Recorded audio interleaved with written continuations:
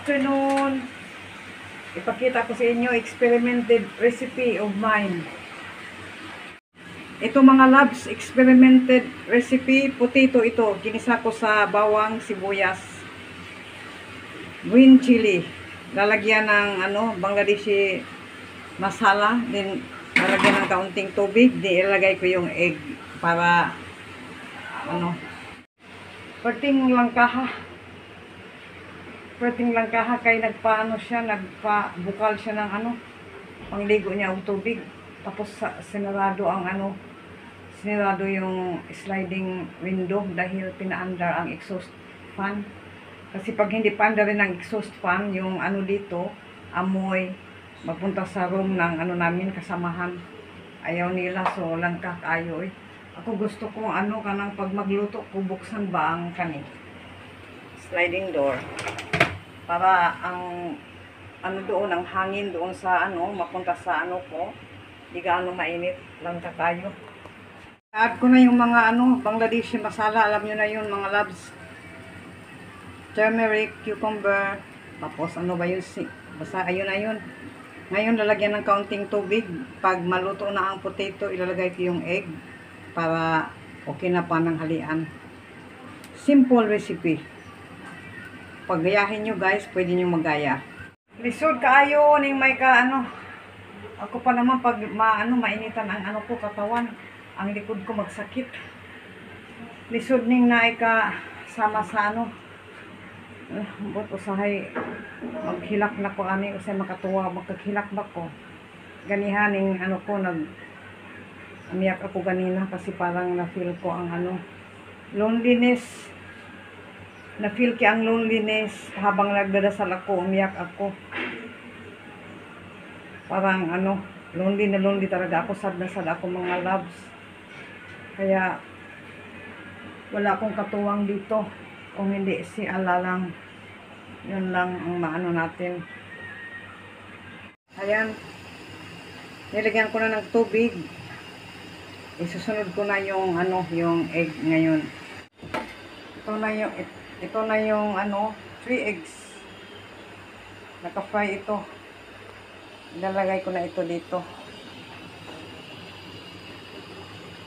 Yan. Medyo may sabaw-sabaw kaunti para may ampalaya ako. Ayaw ko na lutuin dahil na ako. Feeling exhausted sa init dito kanina. Pag dalawa dito sa kusina, kami mangusina, talaga ako. Maghingal. Hinihingal ako dahil sa pagdalawang nangungusina, mainit. Nakakayo sa damit ko kahapon, nakita niyo ito sa ko video, itong damit na ito. Kasi naligo na ako mga loves. Kaso, pag magsuot ako ng damit, pawisin ako. So, walang kwenta. Tapos ako magluto, yan, mag-change na ako ng damit ko para presko na tayo. Kaya siguro sabihin niyo, ba ito si Miss Biuda? Nakita niyo itong damit ko kahapon. Mga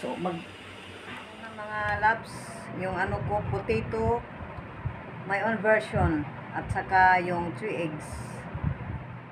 Done na mga loves. Done with our lunch. So, magadungan tayo, parang maputi ang mukha ko, nagpulbo ako kasi minsan magpulbo rin tayo kasi nanintab yung mukha ko kanina. Minsan vids ako, gagawa ako ng video na mag make up. Titingnan ko kung babagay pa ba sa akin ang make up kasi tagal na rin ang panahon hindi ako nag-make up. Kaya i-testing ba yung make up. Pag make up ako tapos mag-video ako, tapos mag-comment kayo mga loves kasi hindi niya babagay sa mukha ko ngayon ang make up. Lumalayo na ang make up sa pagmukha ko. Okay mga loves, thank you sa mga ninyo suporta. Maraming salamat sa mga suporta ninyo, mga OFW na mga supporters ko. Shout out sa inyo dyan. Thank you talaga.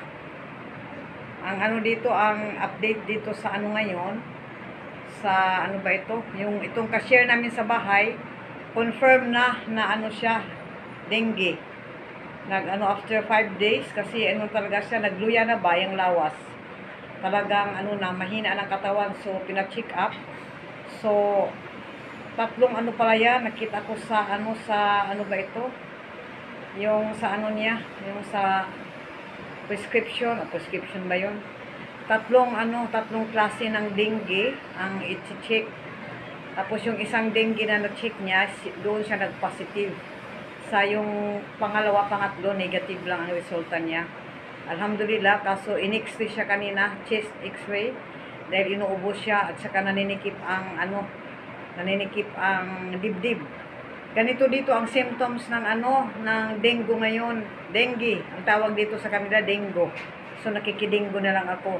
Ang symptoms ng dengue ngayon, lalagnatin ka, tapos masakit ang ulo, tapos walang appetite kumain. Kaya advice ng doktor na iinom ng buko araw-araw.